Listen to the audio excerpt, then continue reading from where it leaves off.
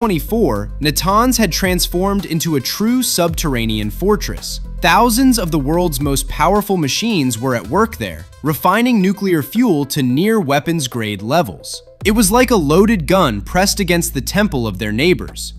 In June 2025, on the very first day of open war between Israel and Iran, Natanz was rocked by explosions. Israeli aircraft took to the skies, but their target wasn't the deep underground bunker. It was the surface buildings. Satellite imagery later revealed a grim scene. At least 3 missiles had directly hit a multi-story hall housing 1,700 state-of-the-art centrifuges. At that moment, the facility was producing nuclear fuel enriched to 60%, nearly weapons grade. The building was completely leveled, burying unique, high-tech equipment under the rubble. But the Israelis didn't stop there. They struck the electrical substation that powered the entire Natanz complex. The massive facility was instantly plunged into darkness. And here lies the masterstroke of the strategy. Imagine a centrifuge. It's a hyper-precise machine spinning at the speed of sound. Inside, it holds delicate gaseous uranium. To operate, it requires absolute stability, but when the power suddenly cuts out, the computers don't have time to shut it down properly. The machine simply goes haywire, and its delicate internal components turn into a pile of radioactive scrap metal. The Israeli strike didn't just break buildings, it likely killed thousands of sensitive machines deep underground, paralyzing the entire plant's operations. But that wasn't enough. Just a week later, on June 22nd, the Americans entered the fray. It was a historic moment. The world witnessed the combat debut of a true monster, the most fearsome non-nuclear bomb in the US arsenal, specifically designed to crack open underground fortresses. To deliver this blow, the US deployed its ace in the hole, the giant B-2 Spirit stealth bombers. These black flying wings took off from their base in Missouri and flew non-stop all the way to Iran, refueling mid-air. Not a single radar in the world could detect them. Each aircraft carried only 2 but completely unique bombs. Their official name is the GBU-57A/B MOP, or Massive Ordnance Penetrator, but soldiers simply call it the Bunker Buster. Imagine a 13-ton steel beast. It's like having a fully loaded truck drop on you. It slams into the earth at high velocity, acting like a giant nail. But it doesn't explode immediately. First, it punches through rock or concrete to a depth of up to 60 meters, equivalent to a 20-story building buried underground. Only then, once inside, does the massive warhead detonate. The impact doesn't just shake the earth, it literally incinerates everything alive and shatters all equipment within the subterranean halls. The Americans dropped these bombs not only on Natanz, but also on Iran's other secret nuclear sites, Fordo and Isfahan. To top it off, submarines launched 30 cruise missiles to dismantle the air defenses, the very umbrella meant to protect the facility. Satellites later clearly showed the impact craters directly above the underground halls of Natanz. It seemed that Iran's nuclear program was meant to be buried forever.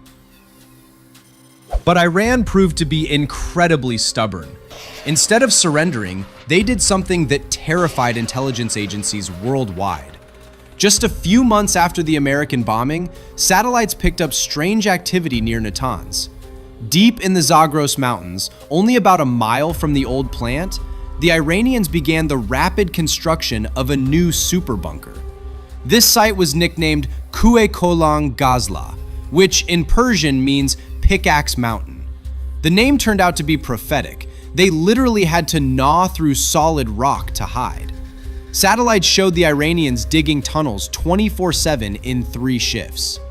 From the mountains of excavated earth surrounding the base, it became clear. They were building something incredibly deep and massive. This new base, lurking in the depths of the Zagros mountain range, was buried deeper than anything the world had ever seen. While the old Natanz was shielded by layers of concrete, here the Iranians went down to a depth of 100 meters. And this wasn't just construction mortar, it was monolithic, hard rock, tempered by nature over millions of years. To give you a sense of the scale, conventional aerial bombs explode on the surface, and the most powerful US bunker busters, like the GBU-57, are designed to penetrate a maximum of 80 meters. Iranian engineers calculated this difference with surgical precision. They simply added an extra 20 meters of rock on top, making their new plant mathematically unreachable for any existing projectile in the world. No missile, no conventional aircraft could punch through such a thickness of stone. From the outside, the base looked like a true citadel. 2 pairs of secret tunnels led into it, one from the east, another from the west, carefully hidden from prying eyes and camouflaged to be nearly invisible even from the air. The entire area above the underground labyrinth, covering nearly 3 square kilometers, was enclosed by a massive concrete wall a kilometer long.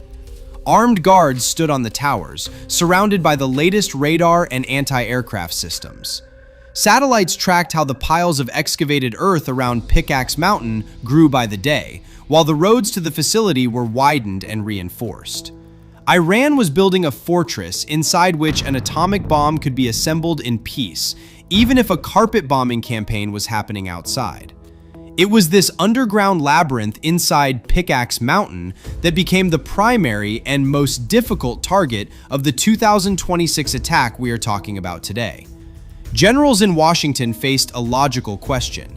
How do you destroy something that is physically out of reach? How do you punch through 100 meters of rock if your best bombs get stuck at 80?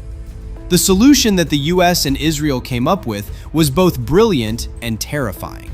Now, I'll tell you the trick they used to crack this impossible safe. March 2026 arrived. The time for political negotiations was over. Secret viruses, minor malfunctions, and spy games were left in the past. A real storm had descended upon the Middle East, and its epicenter was once again Natanz. It all began in the first 2 days of March. These weren't the typical smart precision strikes. This was a massive bombardment. The US and Israel decided to first seal the Iranian scientists underground. Satellite imagery from the private company Vantor, which quickly spread through global media, captured a grim scene. The main entrances to the plant, massive reinforced concrete portals leading deep into the mountain,